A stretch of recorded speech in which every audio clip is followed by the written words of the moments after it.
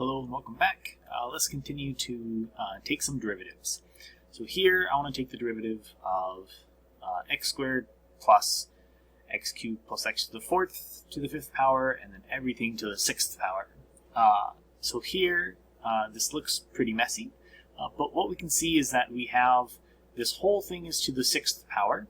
That's kind of like the outside function, is just something to the sixth power. And then the inside function, we've got all the stuff in the middle.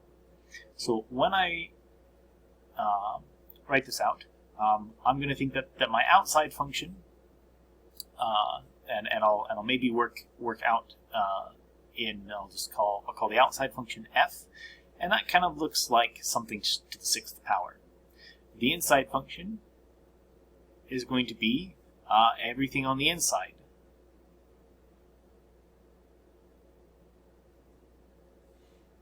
So for the moment, if I want to take this derivative,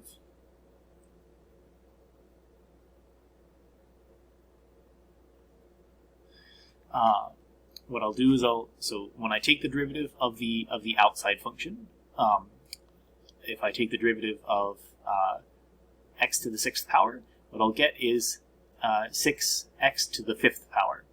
But remember that I don't want to take just the derivative of the outside function. I want to plug in g of x into there. So it's not just going to be x to the fifth. It's going to be this whole mess.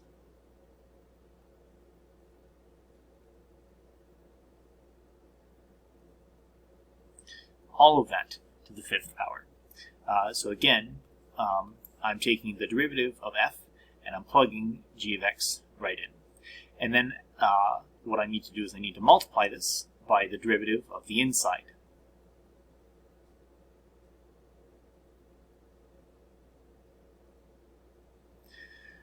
Okay, so I need to find the derivative of this guy. So maybe in some scratch work off to the side, I can try to take this derivative. So let's take the derivative of x squared plus x cubed plus x to the fourth, the last two to the fifth power. So again, I have the derivative of something plus something else. So I can just take the derivative of the first guy plus the derivative of the second guy.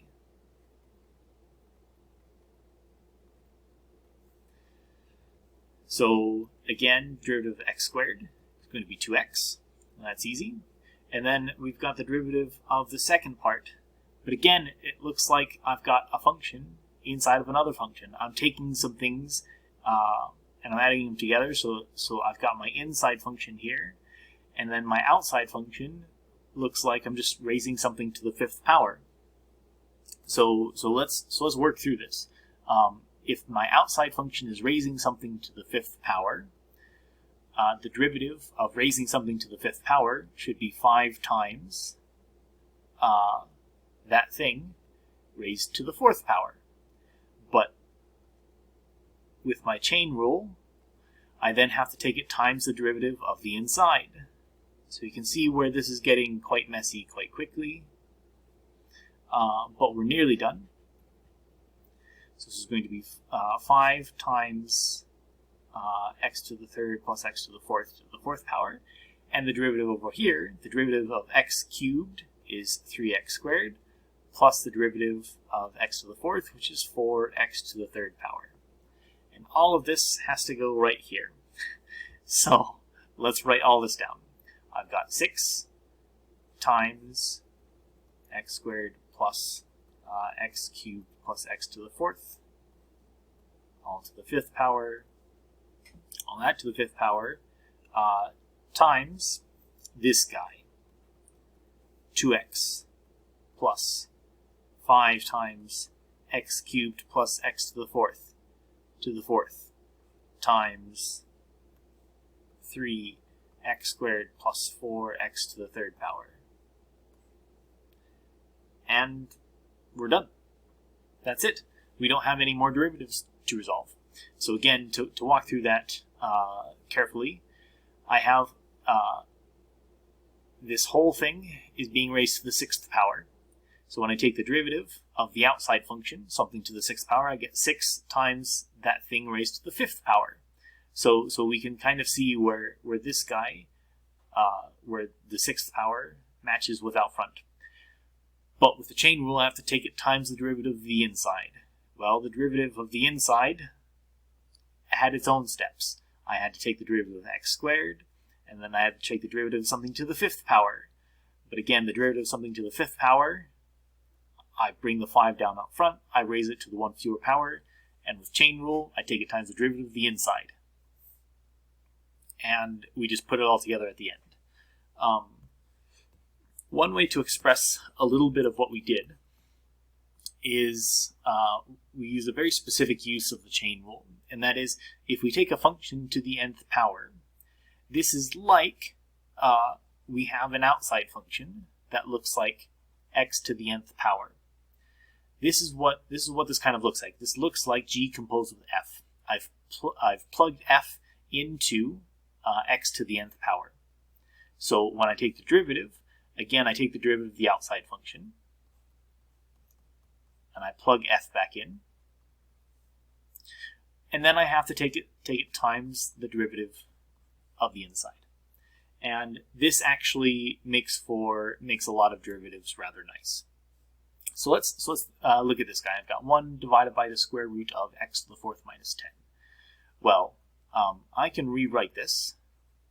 If 1 over the square root, that's the same thing as taking this to the negative 1/2 power. Again, to the 1/2 power is the square root, but it's on the bottom of the fraction, so it's negative 1/2. Well, using my sort of extended power rule, I can bring the coefficient down out front, and I raise it to the 1 fewer power, so negative 1 minus 1 is negative 3/2. And I then take it times the derivative of the inside. So I take it times the derivative of x to the 4th minus 10.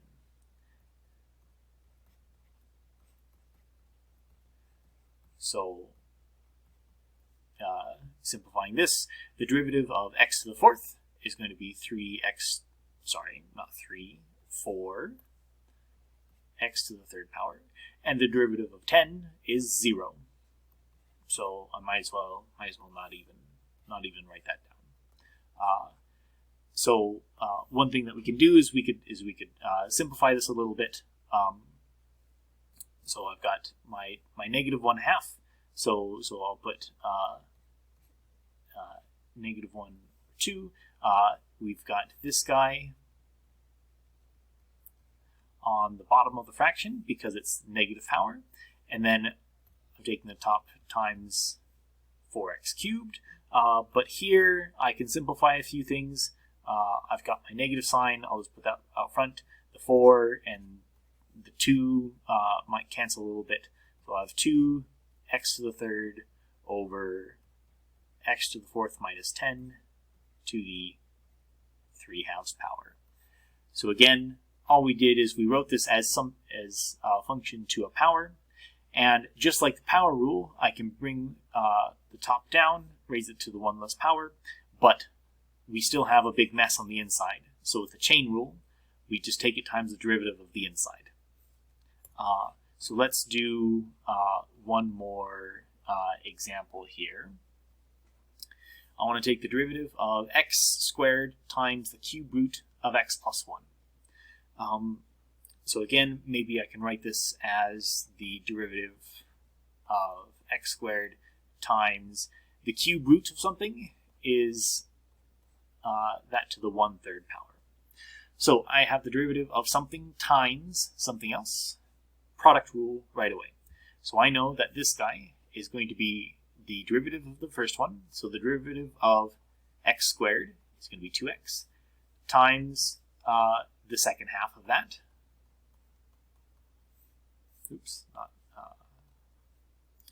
Plus, and now it will be the derivative of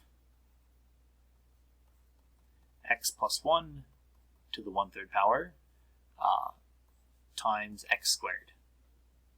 Okay, so again, we have our first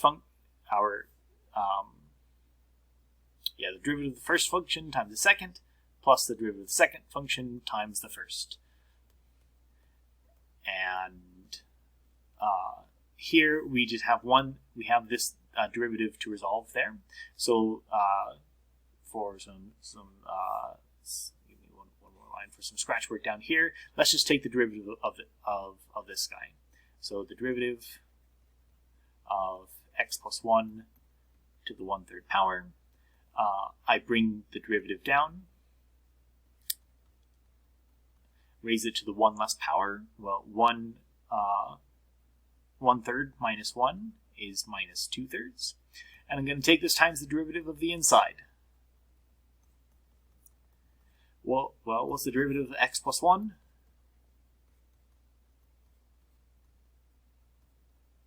The derivative of x is going to be 1. Derivative of 1 is going to be 0. Well, I don't need to add 0 to something. So it's just multiplying by 1. And multiplying something by 1 is the same thing as itself. So I can come back up here and rewrite this as 2x times x plus 1 to the 1/3. Plus, and then this guy we said is 1/3 x plus 1 to the negative 2/3. Again, I don't need to multiply by 1. Times x squared. And that is my answer. So we may have to use product rules and quotient rules, all sorts of other rules in conjunction with the chain rule. Notice that the chain rule happened here when I took what's essentially a smaller function, x plus 1, inside of the outer function, something to the 1/3 power. And what I'd like to finish with is looking back at the quotient rule in a very, very specific situation. So maybe we didn't really look at where the quotient rule comes from, but using the chain rule and the product rule, I can show you. So let's say I want to take the derivative of f of x over g of x, but I don't like the quotient rule. Maybe I think it's a little bit confusing.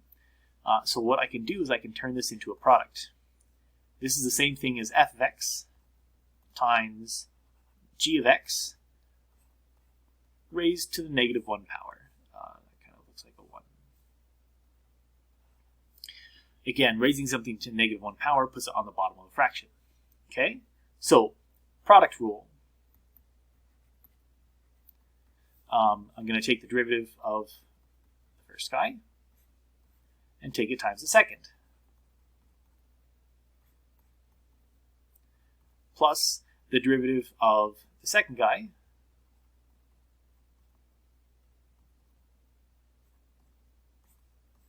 times the first. Okay, so let's start simplifying. The derivative of f, I'm just going to write as f prime.